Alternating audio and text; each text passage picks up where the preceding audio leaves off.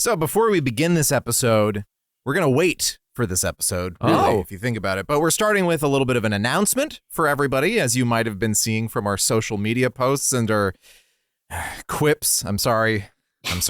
We are releasing merchandise that you actually will be able to buy, and get this, it might actually get shipped to you this time. AJ's wearing it right now. Yeah.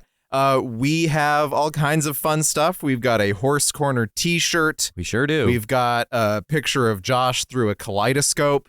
I wanted on a hoodie, yeah. I wanted to call it the Skin Kaleidoscope hoodie, and both of you guys punched me and gave me purple, quote, nurples. The Horse Corner shirt is The like trick is a twist. It's one of those like athletic t-shirts if you want. It's got a horse in a corner. It's polyester. Yeah, if you want something that wicks away that sweat Yeah. at the gym, and You're you gonna get sweaty wearing this shirt, is all I'm gonna say. There's an ultra pronounceable Twawapu hat, Yep. which does not fit people with very large heads like me, but will fit most normies. Yeah, you have a huge head. I've got a big preposterous. ol' cabeza. But you know what we do have for people with really big heads? What? We have a Worst of All Possible Worlds beanie. Yeah, that actually True. fits me kind of okay, Or as a opposed to a toque, lot of beanies. Yeah, as they call it in Canada, Well, which unfortunately we will not be shipping to. Yeah, that's the Sorry. next That's announcement. the downside here. All of this is going on sale on the day that we know as the day after T Gives, which is B Gives, or Black Friday. Oh yeah, Blowjob right. gifts. Oh, That's yep. November 28th, this coming Friday. I guess 2 days after this episode comes out, unless there's a horrible injury and I don't get this episode out until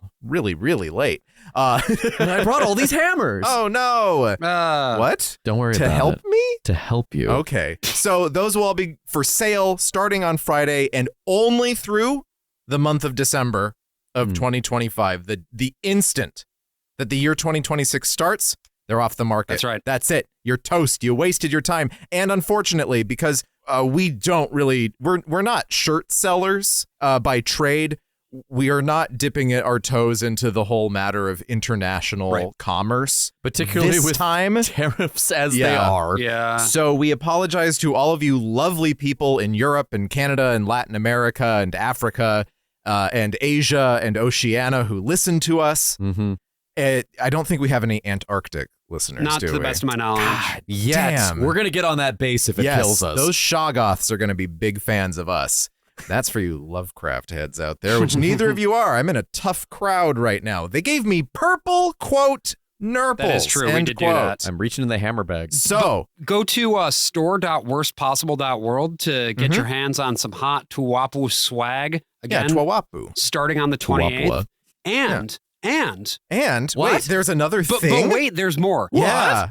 A lot of you have been wondering if we would ever do annual subscriptions to the Patreon. Annual subbies, yes. And Mm-mm. nope. Mm-mm. And subs. the answer is yes, we will be doing it, but we will only be offering annual subscriptions during the month of December. That's right. So that begins on C Gives 2. Of course, regular C Gives is Christmas. Come give. The second C Gives is, of course, our favorite day, Come give. Cyber Monday. Oh, of course. which is also known in Italian and Irish American hybrid households as Come gives. Come gives. Yeah, yes. and this is the only day that you're allowed to It's- cyber. Yeah, that's where you get. That's how you give your cum Yeah. to the internet. So we will be offering all of the subscriptions on an annual basis. yes, every Again, single one, you can all the way up to only- the $20. You can only get this in the month of December. Yep.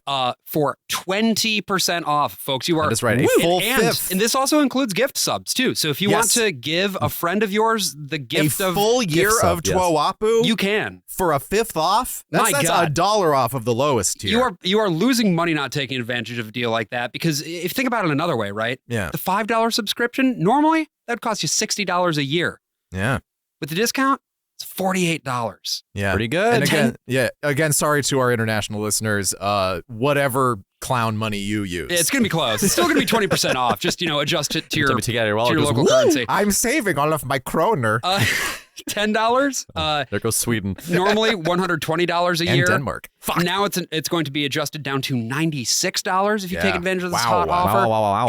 And if you want to be a legs subscriber, if you want to have legs, normally that's $20 a month, $240 a year.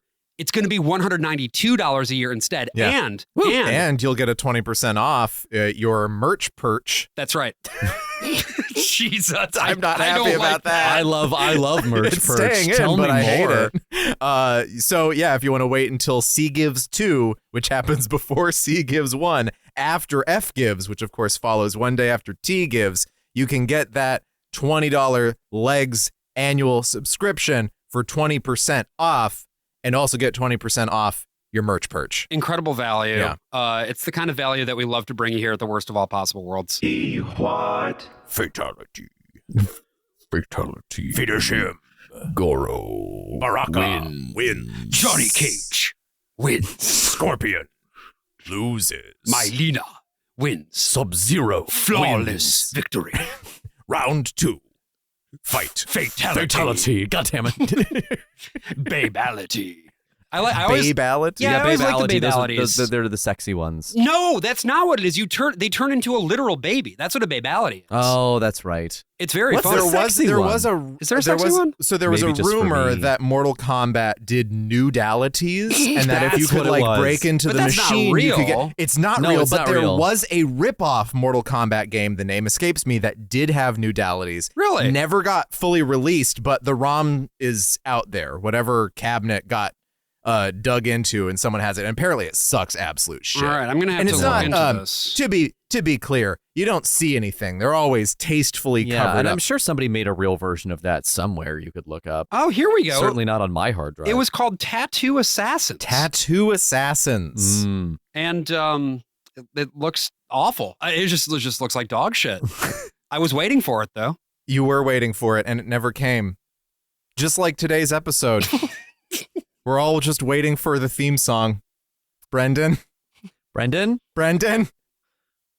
Brendan! So many possible worlds, but we got this one. So many possible worlds, but we got this one. Welcome to the Worst of All Possible Worlds, the first and only podcast to wait for Brendan. I'm the worst of all possible AJs. I'm the worst of all possible Brians. And I'm the worst of all possible I'm Joshes. sure a lot of people have waited for Brendan. No, he's very He's- punctual. Okay, well, maybe they're even more punctual. And they're like, you know what? We're 15 minutes early. He's going to be 10 minutes early. We're going to wait a little bit for Brendan. We're here for another week of case studies in the pop culture of a dying empire, and this time around we're talking. We're really stretching that premise. Yeah, well, sometimes we just talk about stuff that we Sometimes, like. sometimes No, it's, this it's- is the it's most- a case study in this the is pop post-Dead culture Empire. of a dying world. Yes, really. yes. True. This is Waiting for Godot, the Samuel Beckett play, which we actually just saw on Broadway Yes. a few days ago with Keanu Reeves and Alex Winter. In a production that we all actually quite liked. Really good And we production. weren't sure if we were going to. No, I was very positive I was going to love the shit out of this production because all the reviews that came out sort of when it opened basically said the same thing, which is like, this is going to be something very special. They have just not had the time to fully inhabit these characters yet, specifically Keanu Reeves and Alex Winter. But Pazzo, I guess, Yeah. and Lucky were on it from day one. Well, that's the thing is like whenever we do straight plays anymore on Broadway, now that it's back, and also before, you do like an old classic or something that has the same title as an old classic, but it's been completely rewritten by a new author that's kind of stripped everything out. Right. With Jamie Lloyd directing specifically. And you get like some Hollywood big names. And the scheduling aspect of that is what makes it so difficult. Right. Right. They only get a limited amount of time that they're going to be able to do this thing. I mean, Alex Winter and Keanu Reeves are also like producers. They're not just actors. They're doing all kinds of other stuff. Right. And from what I heard, opening night wasn't the best. What we saw last night, well, 2 nights ago, was fabulous. They had Really every good. word Yeah. down. And Yeah. and with Beckett, you really do need to have the words in their specificity. And really brought the text to life in a way that I haven't seen in a while, and in a way that I think is often somewhat rare for these big budget, Yes. big Yes. name Broadway limited runs. Usually they try and go for at least some sort of spectacle. And with Godot, that's really difficult because it's barren, Right. right? Mhm. Most of it. And so what they've done with this production is they've made a giant eyeball on the stage. In a sense, yeah. Yeah. The curtain is a black circle over a black flat wall. And once that circle opens up, you're in a tube.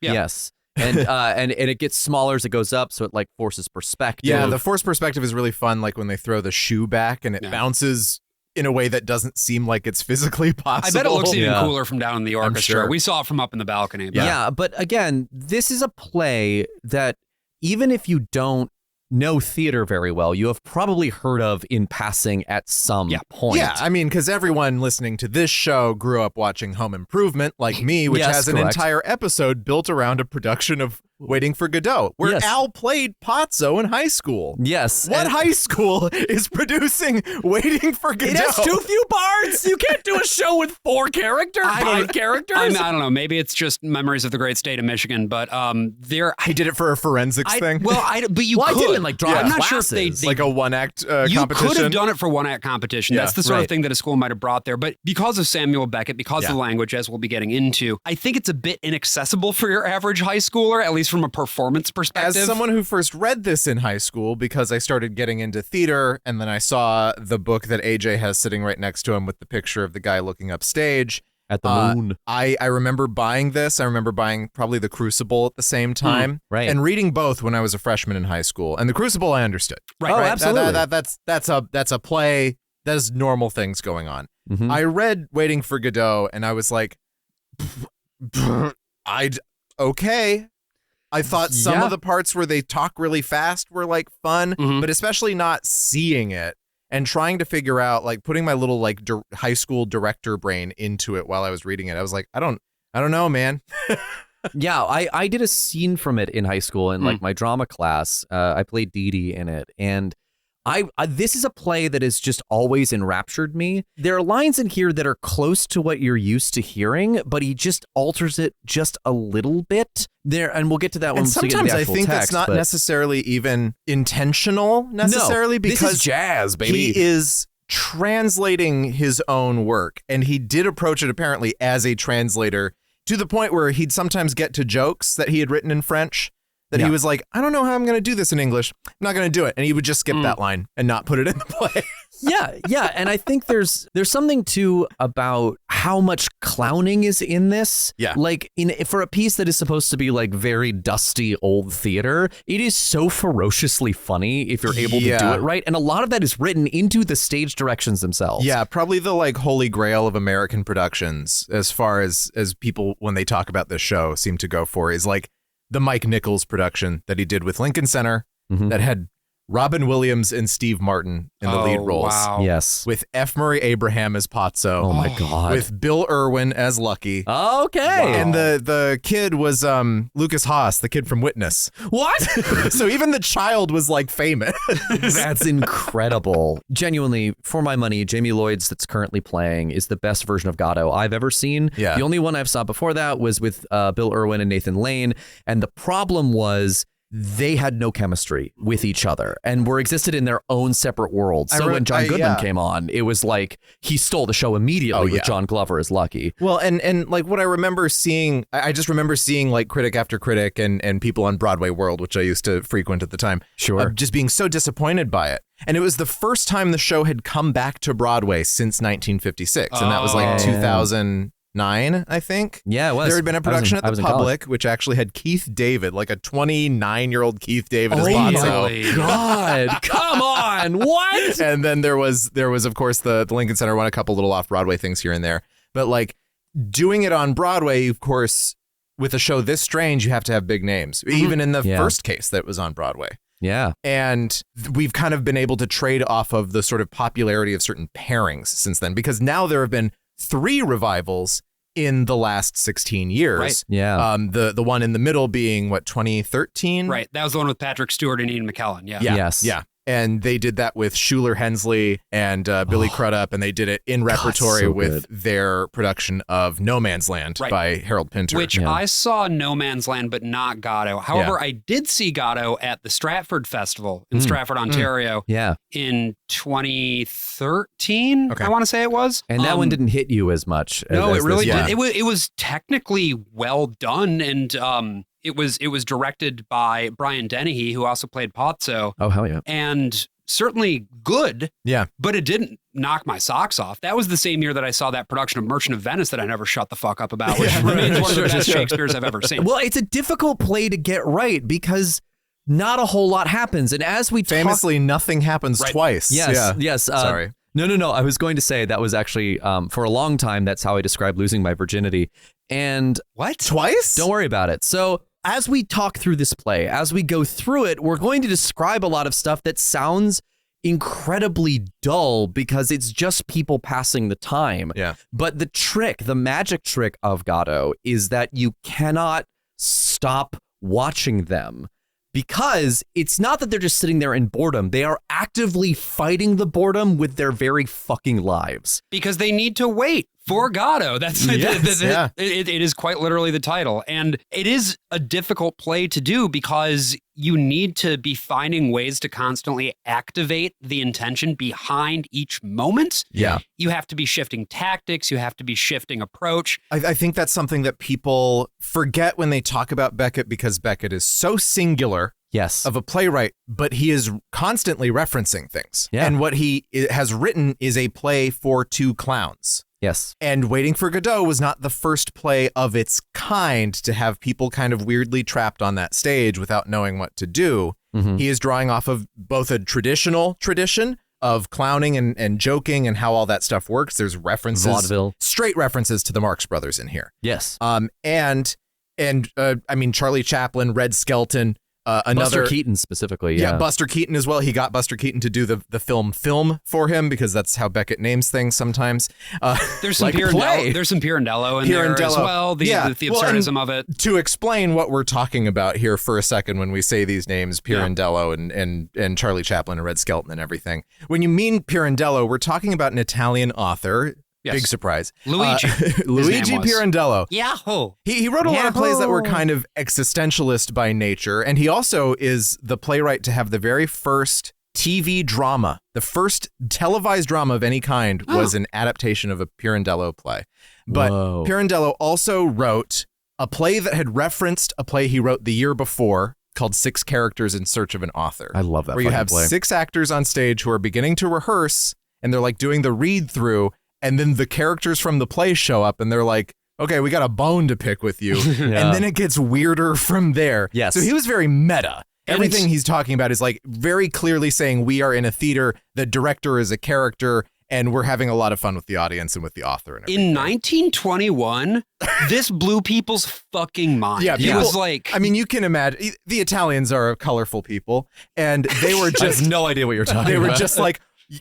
waving their hands and going, what in the fuck is happening here? They're like 10 minutes in. They're like, you can't do this. Yeah. And then after the critics kind of put out the reviews, a bunch of other people were like, wait, this sounds like my shit. Absolutely. Yeah. Let's go. Like when people talk about, people watching the train come in at the cinema for the first time, people like dodging out of the way. That is an urban legend. That is not true. It's not? When people... No. It's unfortunately. It's basically what happened was people were like, we just saw this great film about a train coming into a station. I bet if someone saw that in Missouri, they'd try to jump out of the way because they're fucking stupid. Yokels, and then we did the thing that we always do, which is make people in the past stupider than we are because we have to, we some see it sort in of the progress. newspaper that someone says it probably happened somewhere, and like, damn, people couldn't tell that a fucking black and white image of a train wasn't a real train. Meanwhile, nowadays we're like, I could take that shit and turn it into. I could put it on the blockchain. That's right. That's really sure smart. Can. Yeah. The blockchain pulling into the station. What if it runs me I over? screamed when the blockchain was coming at me.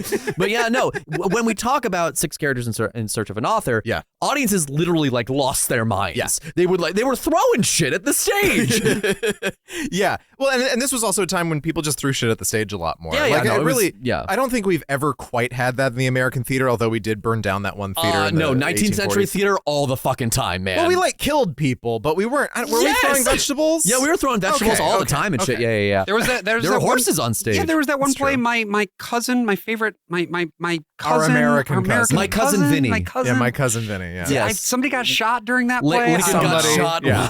watching Well, her that's the thing is, explain about a that's what I'm saying. skylark. We killed people. We killed that. Like we burned down the winter garden and shit. Yeah. We didn't do the fun stuff like throwing vegetables. It Oh, was just yeah. like 0 to 100 all the time. Yeah, and then there became this whole respectability in theater where you have to sit down and receive the message and then Yeah. you Right. leave. And I find that theater to be very dull a lot of the time. I find it sexy. So another thing that we're drawing off of here with these existential plays, right? This starts as sort of a modernist thing, whereas Beckett is a postmodernist, right? He has Yes. this sort of breakdown of messages.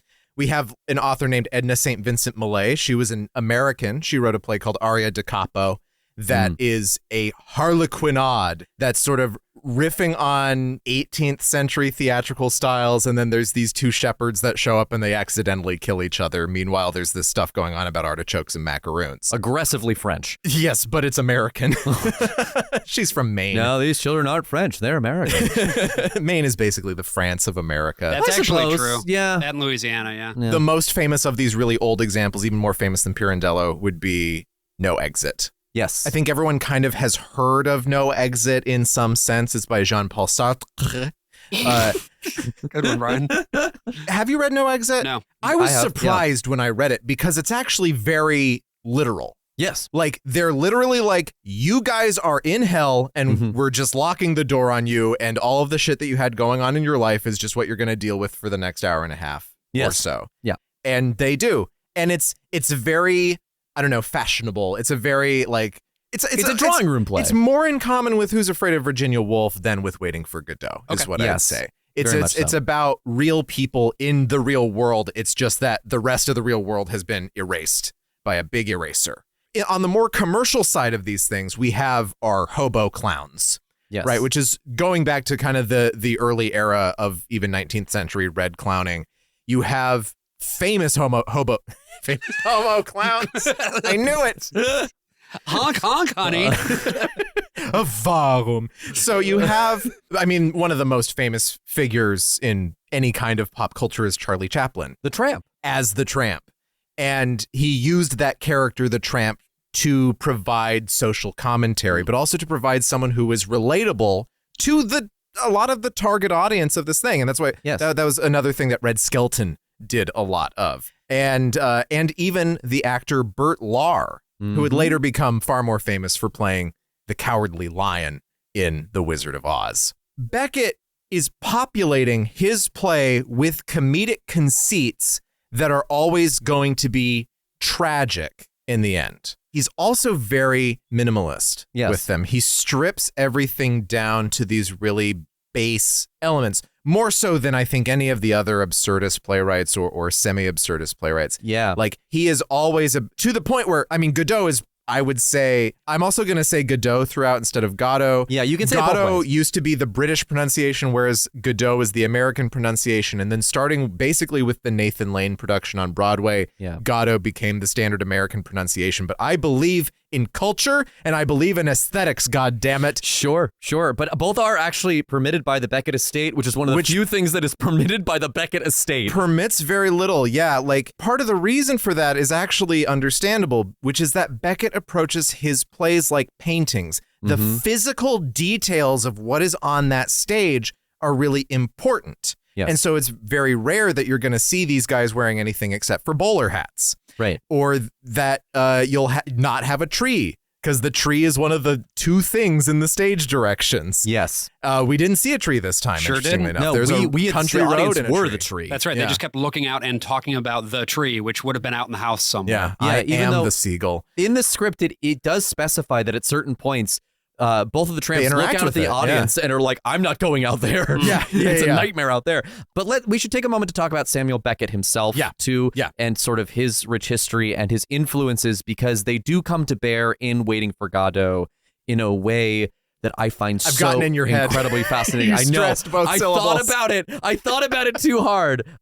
So Godot. There we go. Godot. I'm back on it. I'm back on it. So Samuel Beckett's born in 1906 in a suburb of Dublin called Fox Rock, which rocks. I misread that. I thought it said a suburb of Dublin called Facebook. That doesn't make any sense at all. It was called The Facebook. Oh, but then and then Zuckerberg Fox bought it Rock. out, and it just like he made it cleaner. Surprising to me, actually, I had always assumed that Beckett was raised Catholic because he has written the most Catholic play ever written in Waiting for Godot, and instead, no, he's Anglican. No, I would argue differently because he's talking about textual analysis of the Bible. No, but that he's it's talking a about textual Protestant analysis of the Bible in the way a Catholic does. He's not quoting directly, right? He's talking about bigger, wider concepts, which Catholics do all the fucking but time. he is talking about, like, he refers to the gospel writers as the evangelists and not Saint Matthew, Saint Mark, Saint Luke, all that. He doesn't worship Mary in the play like you do. Yeah, like I do. She was her whole body went into heaven. She was a Okay, I normal think we can lady. all agree She was on a that. normal lady. Yeah, Normal she was lady. born without sin. So, Oh, that's not true. So Samuel- none of us are without sin except the one guy. well, but the vessel Who also. knows what's true? Anyway. Maybe there's a play about these questions. Is it called Waiting for Godot? Well, it's called Waiting for Godot. Anyway, so Beckett goes to study French, Italian, and English at Trinity College, and he teaches for a spell up in Belfast. But then in 1928, he moves to Paris, where he would spend the majority of the rest of his life, right? And so when he gets to Paris, he meets a fellow Irish expat named James Joyce, and basically It's becomes his interesting. He secretary. has the same name as that author. Yeah, and the same daughter, who Samuel Beckett would then date for a What? little while. Wow. They're only a year apart. I didn't know James Joyce was gay and dated another guy with his same name. So there's It's a reach. reach around. We're gonna save that for Sea And Kids. they raised a girl together. How That's so cute. Nice. Yeah. So Beckett dates Lucia Joyce. And they're only a year apart. I had always assumed that Beckett and Joyce were of the same age, but there was a significant Beckett was a age lot gap. younger, yeah. Yeah, Beckett was a But lot like, younger. Beckett is older than I think of when I think of him because of his first big play coming out in the 50s. He was already middle-aged at that point. Yeah, so he he was had- probably writing from some degree of experience with all the prostate stuff. Do you Oh, no, guys- absolutely. Do you guys think Lucia Joyce's farts were as good as her mom's?